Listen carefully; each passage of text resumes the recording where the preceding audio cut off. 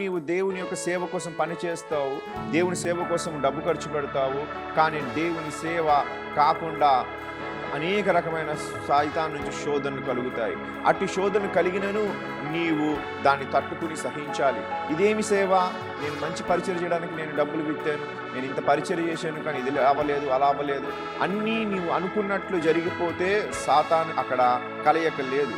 ఎక్కడైతే దేవుని మహిమవంతమైన కార్యము జరగవలసి ఉన్నదో అక్కడ దురాత్మ వాని శక్తులను ప్రయోగించి అక్కడ తన సామర్థ్యం చూపిస్తాడు. ఎప్పుడైతే దురాత్మ తన శక్తులను, తన యొక్క అంబులను నీ పైన వదిలేడంటే నీవు దేవునితో ఏర్పరచబడిన వాడివి. దేవుని యొక్క పరిచర్య మహిమవంతంగా ఎక్కడ జరగవలసి ఉన్నదో అక్కడే దురాత్మ యొక్క శక్తులు భయంకరంగా పనిచేస్తాయి.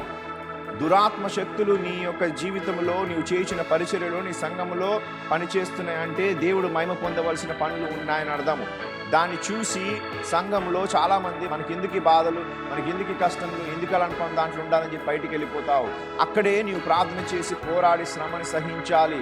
శ్రమను సహించడం అనేది దేవుని యొక్క గుర్తింపు ఉన్నది. క్రీస్తునందు ఉన్న మీరు ప్రతి వాడు సహించవలసి ఉన్నదని శ్రమని మన నిమిత్తమై దేవుడు ప్రత్యేకంగా మనకు అనుగ్రహించి ఉన్నాడని చెప్తుంది ఫిలిప్పీ పత్రికలో.